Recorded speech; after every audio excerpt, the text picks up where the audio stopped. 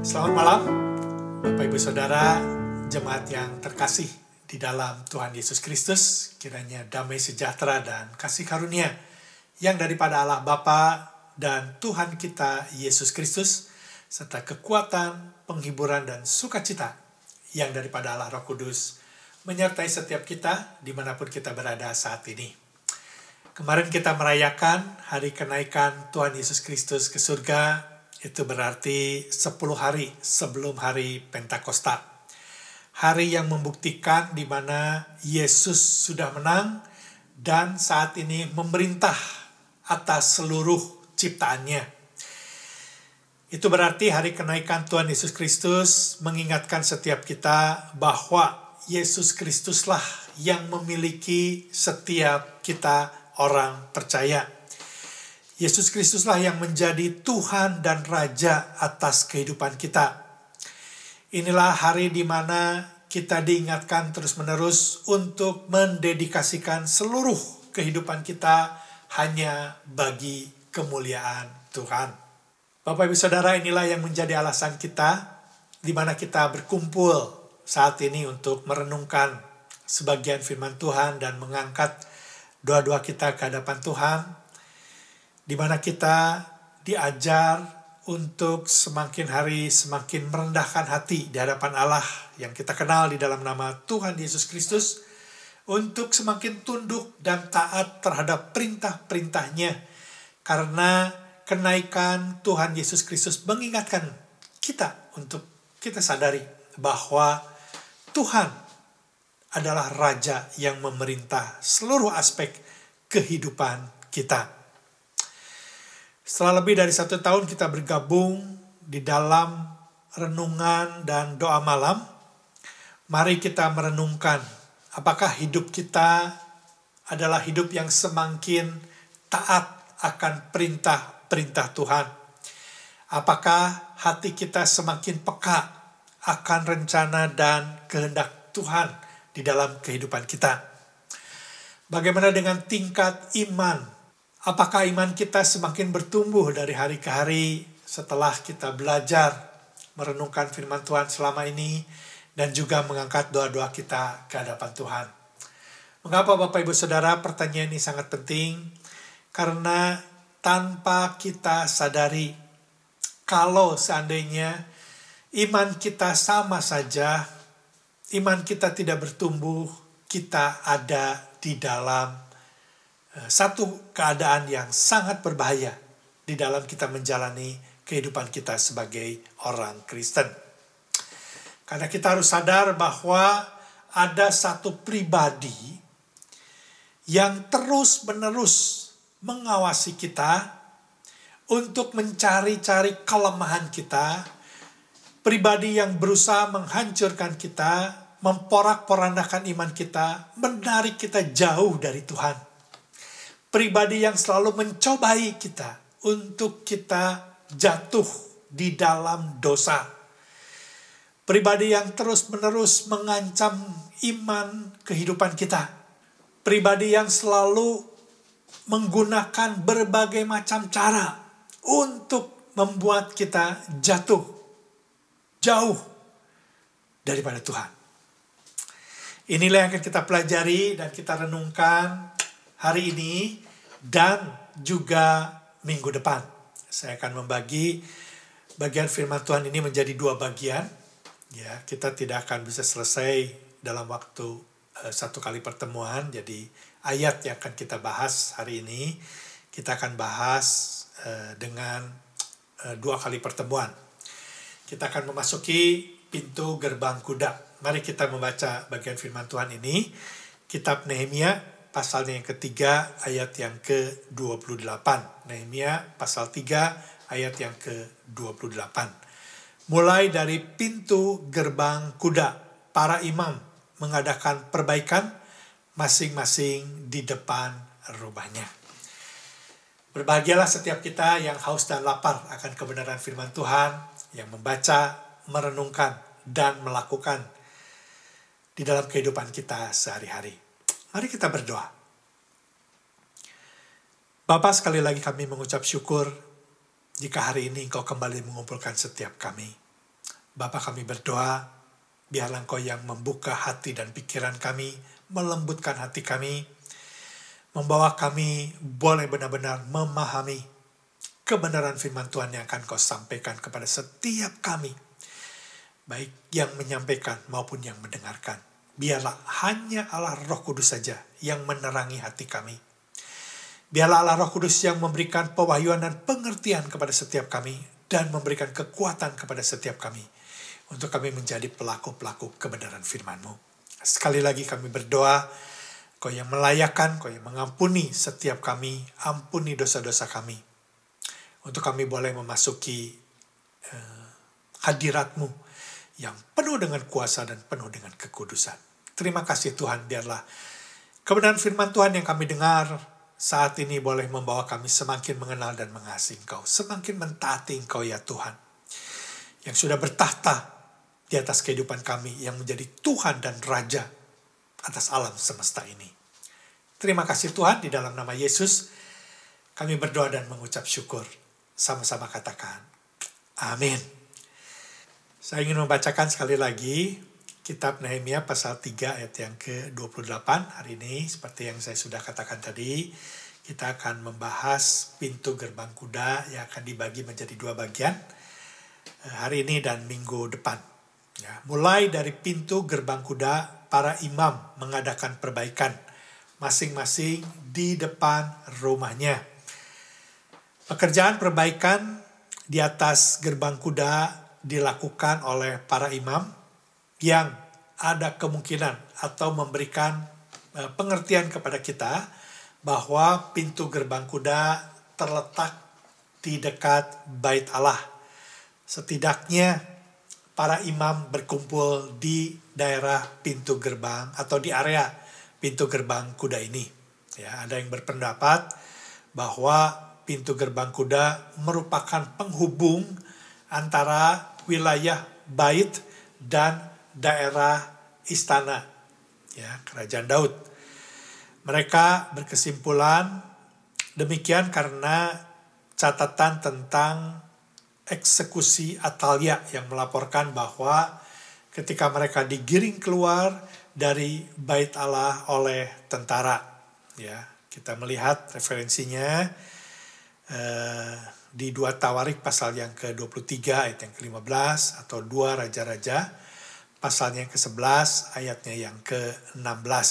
Ya, mereka tiba di pintu gerbang kuda di istana raja. Nanti Bapak Ibu sudah bisa membaca sendiri. Akan tetapi kemungkinan besar ini hanyalah pintu masuk ke wilayah istana dan bukan pintu gerbang kuda yang dilalui oleh kuda-kuda sewaktu mereka keluar masuk. Ya. Jadi pintu gerbang kuda adalah pintu gerbang di mana orang-orang berlalu lalang untuk memasuki ke wilayah istana raja. Nehemia juga dengan jelas mencantumkan pintu gerbang kuda dalam uraiannya tentang pembangunan kembali yang menunjukkan bahwa gerbang itu terletak di tembok kota yang mungkin ada di sebelah tenggara wilayah Bait Allah, di mana Yeremia menuliskan referensinya di pasal yang ke-31 ayat yang ke-40. Kuda di zaman Nehemia bukan untuk membawa barang atau mengantar makanan atau ditunggangi untuk membawa seseorang dari satu tempat ke tempat yang lain. Tetapi kuda ditunggangi untuk maju berperang. Ya, pada zaman itu jika mereka membawa barang atau mengantar makanan atau membawa seseorang dari satu tempat ke tempat yang lain, mereka biasa menggunakan unta atau keledai. Tetapi kuda digunakan untuk berperang. Dan ini masih terus-menerus berlaku sampai abad yang ke-19. Bapak Ibu Saudara bisa melihat slide yang saya tampilkan. Ya, saya beri judul Copenhagen. Ini adalah kuda yang sangat terkenal karena dimiliki oleh Lord Arthur Wellesley, seorang pejabat di Wellington. Kuda yang lahir pada tahun 1808 ini dibesarkan oleh Jenderal Grasvenor dan telah terlibat dalam beberapa peperangan Ia ikut berperang dalam kemenangan British dalam pertempuran di Copenhagen yang kedua. Barulah pada tahun 1815, Lord Wellington meminangnya dan menungganginya dalam sejumlah kampanye militer. Pertempuran yang paling terkenal adalah pertempuran Waterloo yang berkecamuk pada tahun 1815, di mana ia bersama sang jenderal mengalahkan Napoleon Bonaparte. Usai perang tersebut, ia pensiun dan pada tanggal 12 Februari 1836, kuda ini meninggal. Dan patung itu, atau patung kuda ini, menjadi patung peringatan akan peran kuda ini yang terlibat di dalam peperangan yang membawa kemenangan. Dengan demikian Bapak Ibu Saudara, pintu gerbang kuda memberikan makna rohani bahwa tanpa kita sadari, kita sebenarnya hidup di dalam peperangan hari demi hari, bahkan jam demi jam. Bapak Ibu Saudara jemaat sekalian, tahukah bahwa sebagai orang yang sudah ditebus dan diselamatkan, maka hidup kita ada di dalam peperangan setiap hari. Tahukah kita bahwa musuh mengawasi dan siap untuk menyerang dan menghancurkan kehidupan kita? Pintu gerbang kuda mengingatkan setiap kita bahwa sebenarnya ada satu pribadi yang terus-menerus mengawasi kita, mengancam kehidupan kita, dan berusaha menghancurkan kehidupan kita. 1 Petrus pasal yang kelima, ayat yang ke-8, Petrus mengingatkan kita, sadarlah dan berjaga-jagalah, lawan musuh iblis, berjalan keliling sama seperti singa yang mengaum-ngaum dan mencari orang yang dapat ditelannya. Perhatikan Bapak Ibu Saudara perkataan Petrus ini, sadarlah dan berjaga-jagalah. Petrus tidak mengatakan bahwa tahukah kamu bahwa si iblis berjalan keliling sama seperti singa yang mengaum dan siap menelan kita. Tetapi Petrus menggunakan kata sadar dan berjaga-jaga. Tahu dan sadar adalah dua kata yang berbeda. Ya, tahu bahwa iblis berkeliling sama seperti singa yang mengaum, dibandingkan dengan sadar dan berjaga-jaga bahwa si iblis berkeliling sama seperti singa yang mengaum dan siap menelan, ini adalah memiliki dua pengertian yang jauh berbeda. Kita tidak akan pernah benar-benar menyadari ada di dalam peperangan yang bisa mematikan kita, yang sangat membahayakan kita, kalau saja kita hanya tahu, kecuali kita benar-benar menyadari kita ada di dalam peperangan. Bapak Ibu Saudara, mulai hari Senin kemarin, ya kita diingatkan bahwa situasi di Timur Tengah, ya khususnya di jalur Gaza, sedang terjadi peperangan antara Israel dengan kaum militan, ya, yang dikenal Hamas, di mana mereka sekarang sudah mulai berperang satu dengan yang lain. Mereka sudah mulai melancarkan bom-bom khususnya di area jalur Gaza. Sudah ribuan bom dilancarkan oleh kedua belah pihak.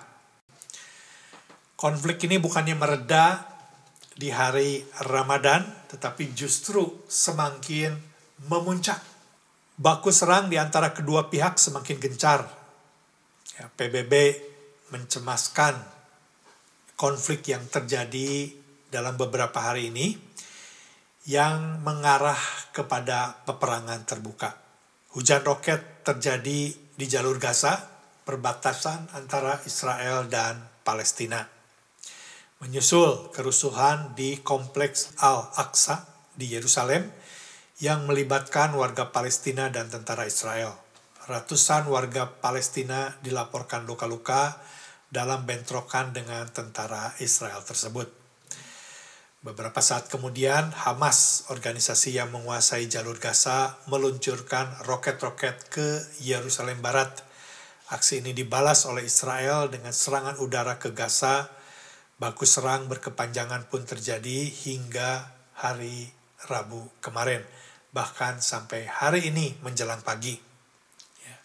Sudah ada puluhan orang yang meninggal dan ribuan bom diluncurkan.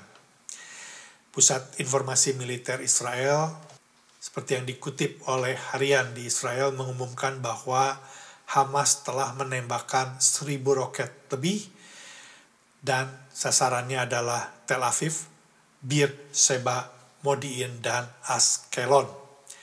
Sedikitnya 200 roket menghantam Tel Aviv yang membahayakan orang-orang sipil, orang-orang yang tidak berdosa.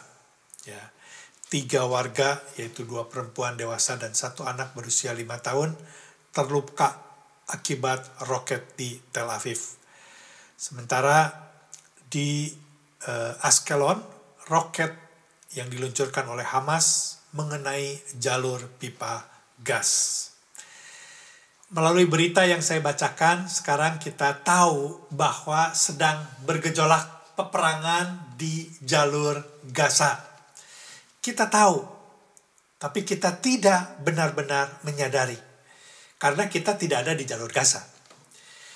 Bapak Ibu Saudara, ini sangat berbeda sekali. Seandainya kita bukan hanya tahu, tapi kita ada di jalur Gaza saat ini, menjadi orang sipil yang ada di Tel Aviv atau di Palestina, kita akan benar-benar berjaga-jaga. Kita akan mencoba terus-menerus membuka telinga kita, mendengar sirine-sirine yang akan memberitahu kita bahwa roket sedang menghantam atau mengejar kita. Kita akan terus waspada, kita akan terus berjaga-jaga. Kapan kita harus melindungi diri kita, anak-anak kita, keluarga kita, teman-teman kita, sahabat-sahabat kita. Karena kita tahu kita ada di dalam suasana perang yang setiap saat bisa sangat membahayakan kita. Itulah yang Petrus katakan kepada kita.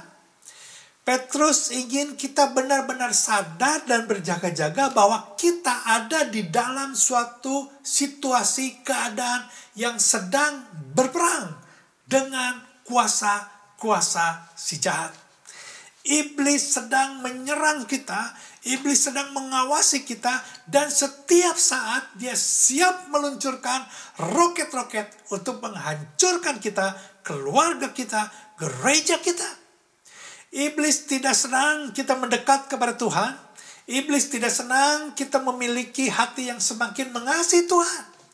Pintu gerbang kuda dituliskan Bapak Ibu Saudara diperbaiki oleh para imam. Dekat dengan bait Allah. Imam melambangkan atau menggambarkan seseorang yang memiliki hubungan yang dekat dengan Tuhan. Karena dia menjadi perantara antara Tuhan dengan umat Tuhan. Artinya Bapak Ibu Saudara, bukan karena kita dekat dengan Tuhan maka iblis tidak menyerang kita. Bukan karena kita memiliki hubungan atau memiliki hati yang sungguh-sungguh dengan Tuhan, mengasihi Tuhan, mau melayani Tuhan dengan sungguh-sungguh, maka iblis tidak menyerang kita. Sebaliknya Bapak Ibu Saudara, semakin kita dekat dengan Tuhan, semakin kita mengasihi Tuhan. Justru dalam keadaan itu, kita harus selalu berjaga-jaga dan sadar bahwa iblis siap menyerang kita. Inilah yang Petrus ingin kita sadari Bapak Ibu Saudara, bahwa sebenarnya sebagai orang percaya, kita ada terus-menerus di dalam situasi peperangan rohani. Kita ada dalam situasi yang sangat-sangat riskan. Kita ada di dalam situasi dan suasana jalur Gaza, di mana iblis terus-menerus siap menyerang dan menghancurkan kehidupan kita. Iblis berusaha menarik kita menjauh daripada Tuhan. Iblis terus berusaha untuk menjatuhkan iman percaya kita dengan berbagai macam cara. Dia bisa menggunakan pandemi COVID-19 yang akan melemahkan iman kita, yang akan membuat kita bertanya-tanya tentang Tuhan. Iblis bisa menggunakan pekerjaan kita. Iblis bisa menggunakan perusahaan yang kita miliki.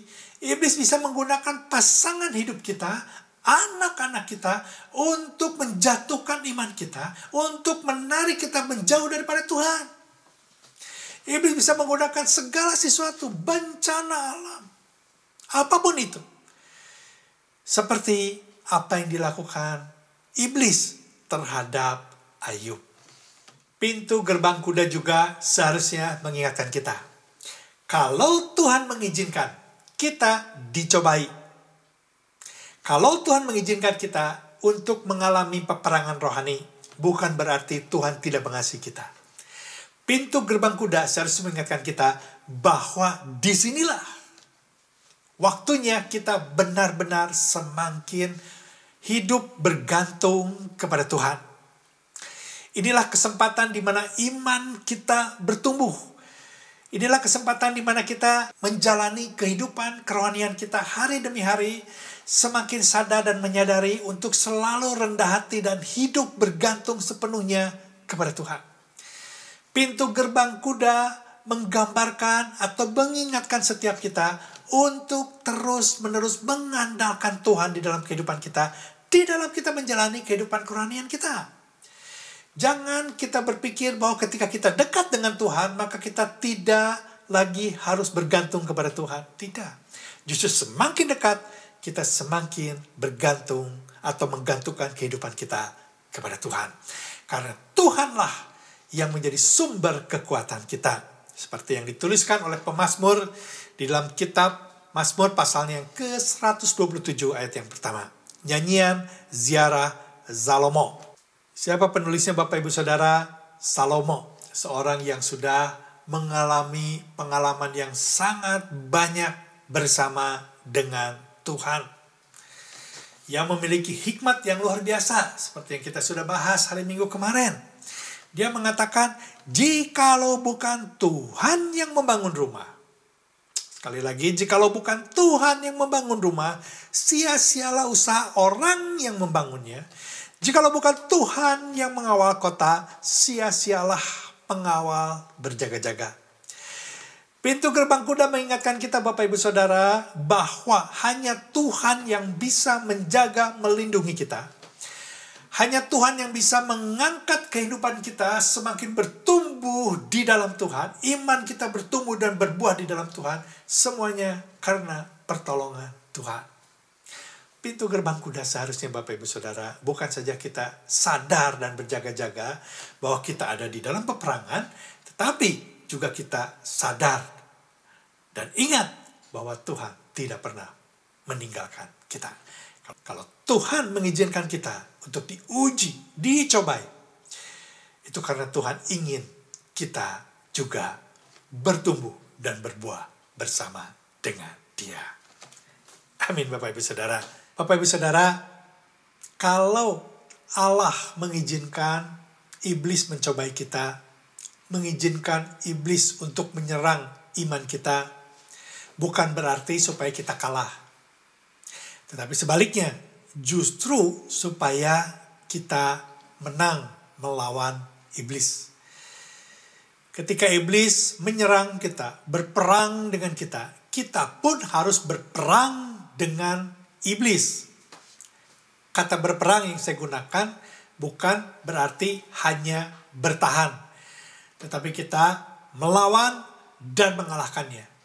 Dan kita bersyukur kepada Tuhan, karena Tuhan bukan saja hanya mengizinkan kita diserang oleh iblis, dicobai oleh iblis, tetapi Allah memberikan kepada kita peralatan-peralatannya, perlengkapan-perlengkapannya yang bisa kita gunakan untuk kita bisa mengalahkan si iblis.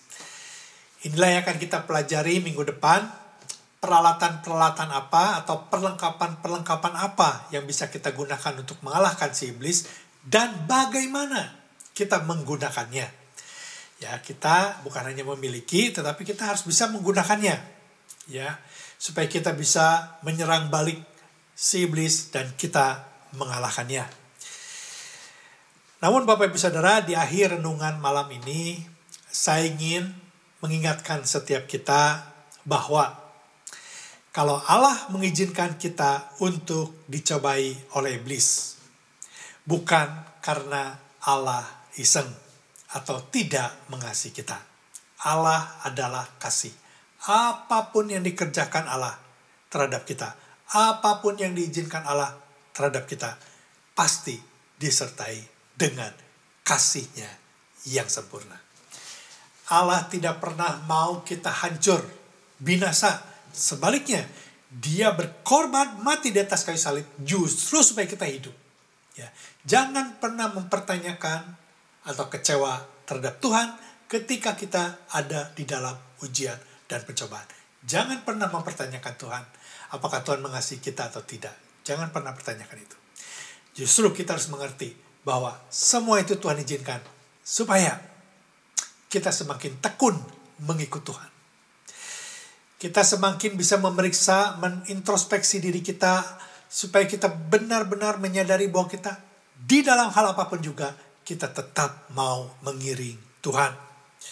Tuhan mengizinkan itu semua terjadi karena supaya iman kita bertumbuh, supaya kita berbuah-buah matang bagi kemuliaan Tuhan. Itu yang dituliskan oleh Yakobus pasal yang pertama, ayat yang kedua sampai ayat yang kelima. Ini akan menjadi ayat penutup renungan malam hari ini. Saudara-saudaraku, anggaplah sebagai satu kebahagiaan. Ya, bukan kesedihan. Kebahagiaan apabila kamu jatuh ke dalam berbagai-bagai pencobaan. Artinya ketika kita menghadapi berbagai-bagai pencobaan. Sebab kamu tahu bahwa ujian terhadap imanmu itu menghasilkan ketekunan. Dan biarkanlah ketekunan itu memperoleh buah yang matang, supaya kamu menjadi sempurna dan utuh dan tak kekurangan suatu apapun. Tetapi apabila di antara kamu ada yang kekurangan hikmat, hendaklah ia memintakannya kepada Allah yang memberikan kepada semua orang dengan murah hati dan dengan tidak membangkit-bangkit, maka hal itu akan diberikan kepadanya. Artinya Bapak Ibu Saudara, seperti pemazmur tadi katakan, ya saya bacakan sekali lagi 127 ayat 1, nyanyian ziarah Salomo, jikalau bukan Tuhan yang membangun rumah, sia-sialah usaha orang yang membangunnya. Jikalau bukan Tuhan yang mengawal kota, sia-sialah pegawai berjaga-jaga. Artinya tetap bergantung kepada Tuhan. Tetap berharap kepada Tuhan dan minta pertolongan Tuhan di dalam kita menghadapi ujian pencobaan dari si iblis. Di dalam kita menghadapi pencobaan-pencobaan atau serangan-serangan dari si iblis. Mintalah hikmat kepada Tuhan bagaimana kita harus menghadapinya, peralatan apa yang harus digunakan dan bagaimana menggunakannya. Minta hikmat daripada Tuhan. Karena tanpa pertolongan Tuhan, sekalipun kita memiliki peralatan dan perlengkapan, kita tidak mungkin bisa mengalahkan si iblis. Amin Bapak Ibu Saudara, dengan pertolongan Tuhan, maka kita bisa menang melawan si iblis. Mari kita berdoa.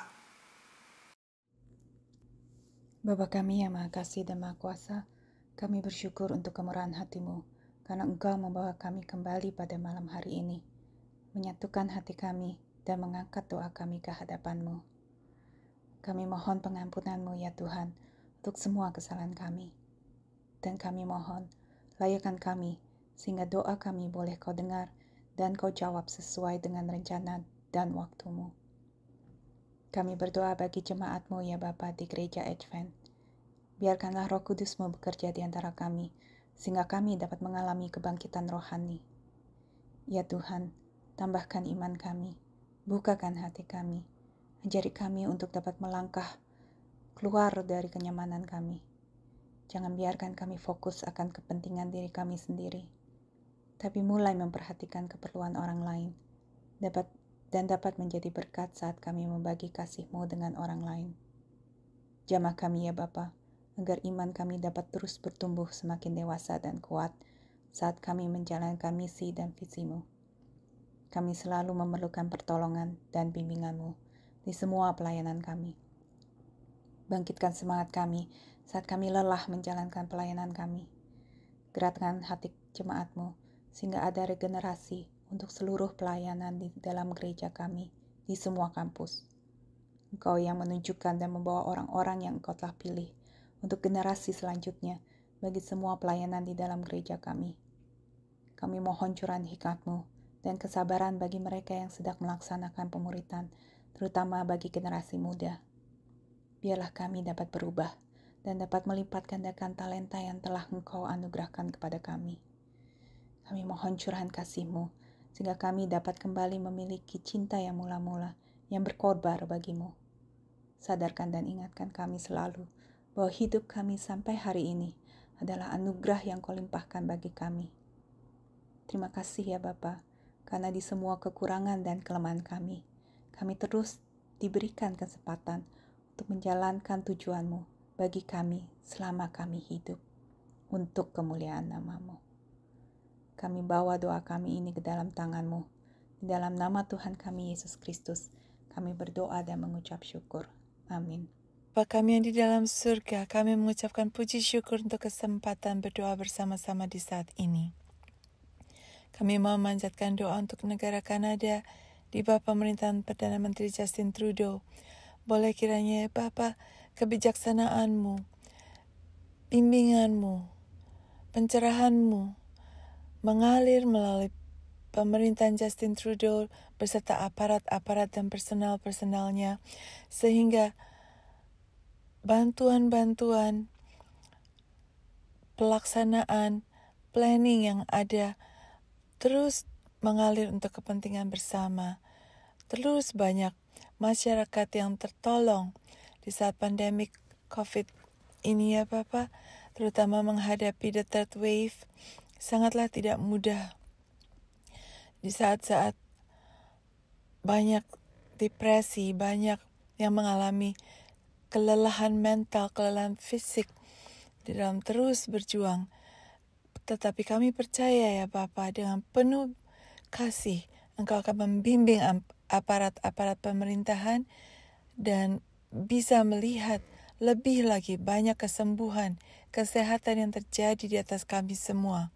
Sehingga Kanada boleh terus Bapa berjalan kembali di dalam perekonomian, di dalam kesehatannya, di dalam perkembangan berikutnya ya Bapak, di dalam segala social relationship, boleh terus kiranya kami melihat ke arah kebaikan, ke arah perkembangan.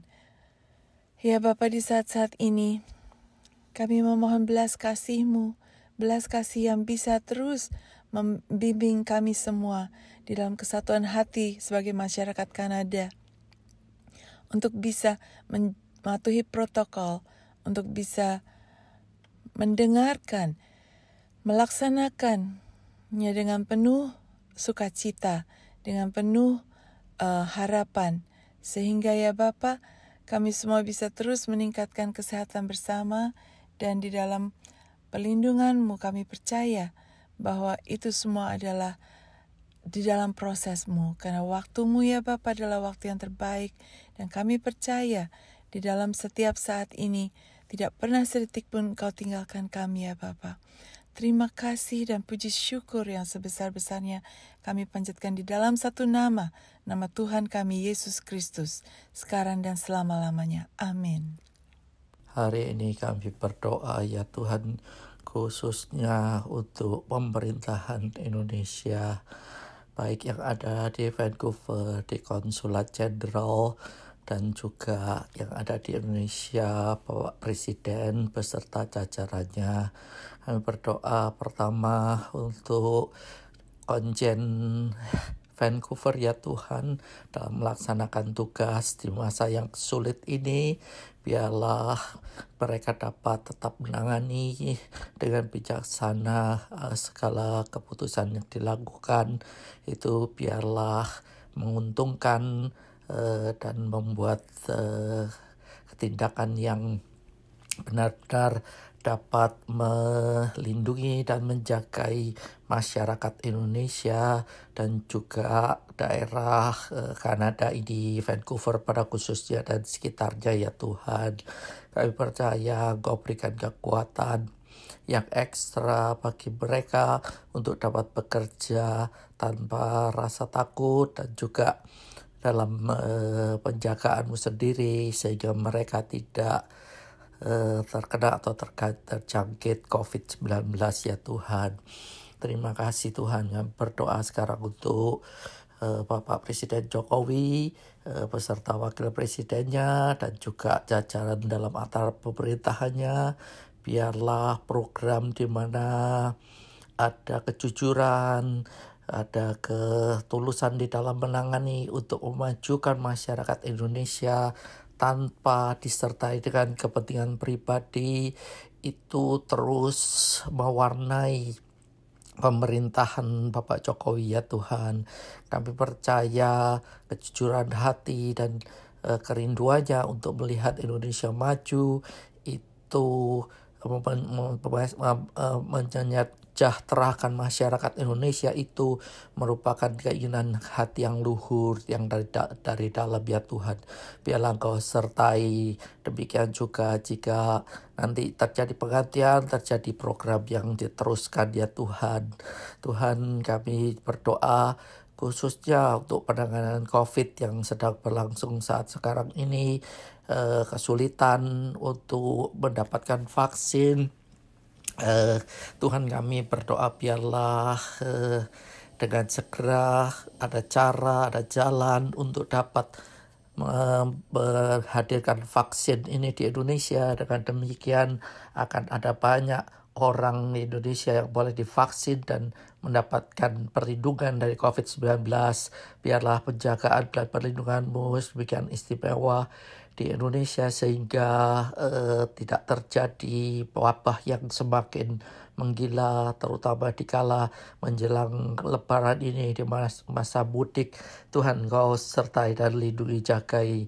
Terima kasih Tuhan, kami berdoa khususnya juga untuk pemulihan ekonomi. Tuhan, biarlah ada cara-cara baru yang dilakukan, yang disertakan oleh penduduk Indonesia dan juga para usahawan sehingga mereka tetap bisa bertahan dalam keadaan yang demikian dan ekonomi boleh dipulihkan. Terima kasih Tuhan, kami serahkan doa kami ini dalam nama Tuhan Yesus.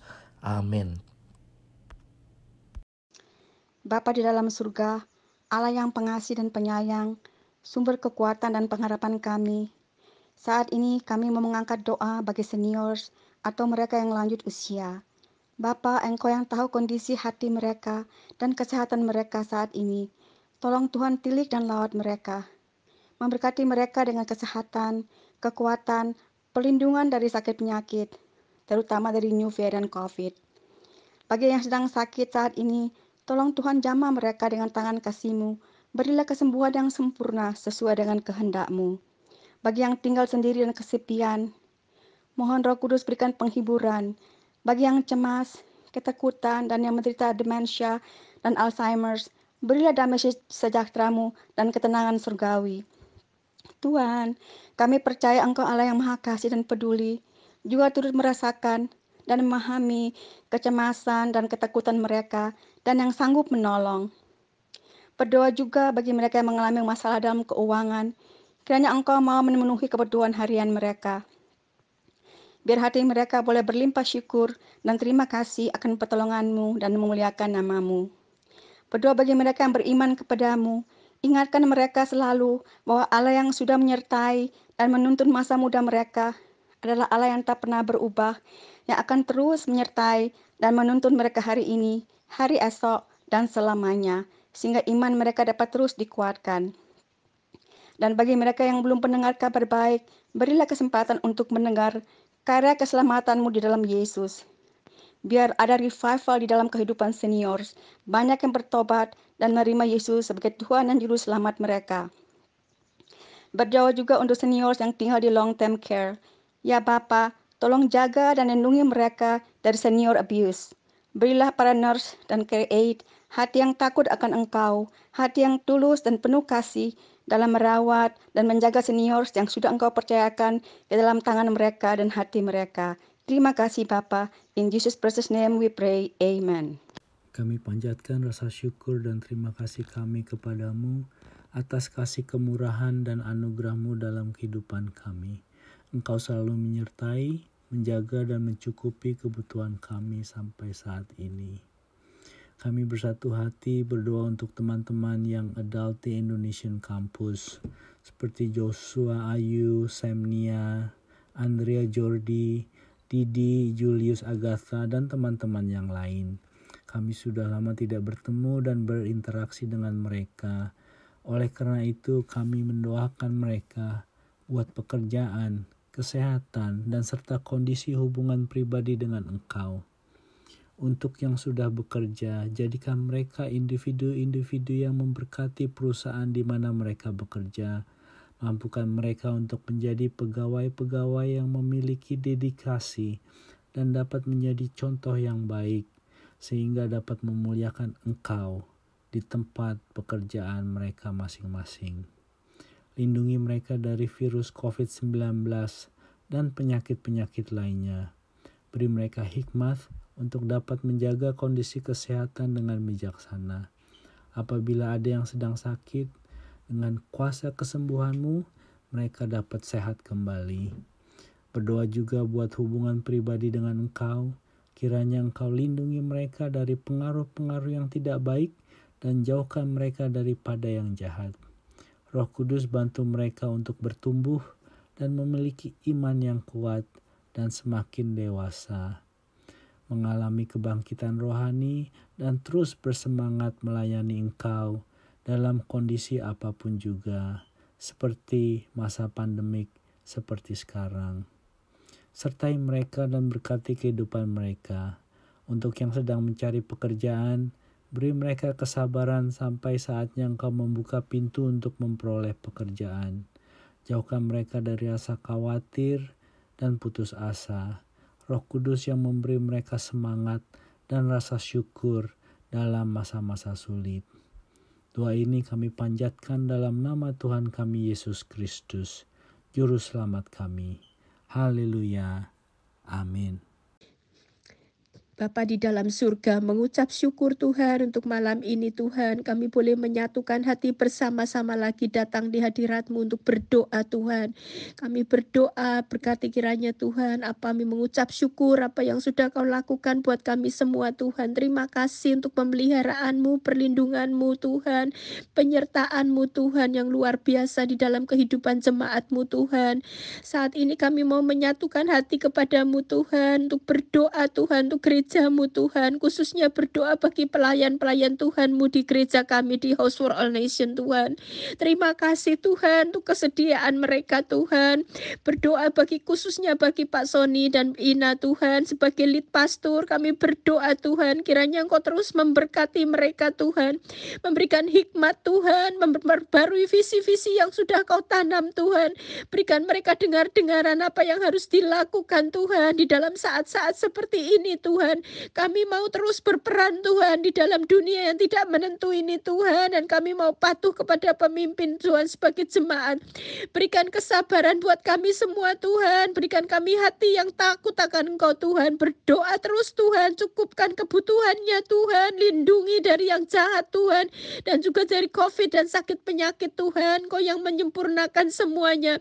Berdoa untuk para pastor Tuhan, berdoa untuk Pastor Daryl Tuhan, berdoa untuk Pastor Gagan Tuhan, untuk Pastor Eri, untuk Pastor James dan Pastor Obi Tuhan. Berikan kesatuan hati kepada pastor-pastor di H1 ini Tuhan, untuk mereka terus bersama-sama memikul visi yang sudah ditaruh di H1 Tuhan.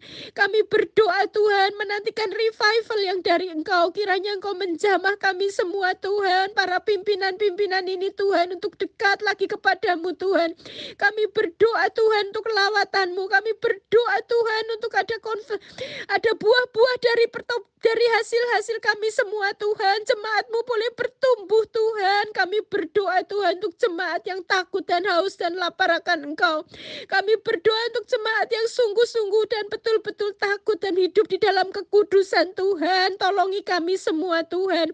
Kami berdoa juga untuk leadership tim Tuhan, untuk Pastor Sony Tuhan, untuk Jeffrey, untuk Anna, untuk Samuel. Terima kasih Tuhan, Kau yang sudah memilih mereka. Biarlah mereka terus bersatu Tuhan, mencari wajah-Mu Tuhan. Mereka sebagai leader-leader yang memimpin kami jemaat-Mu Tuhan, untuk boleh mendekatkan kami lagi kepada-Mu Tuhan.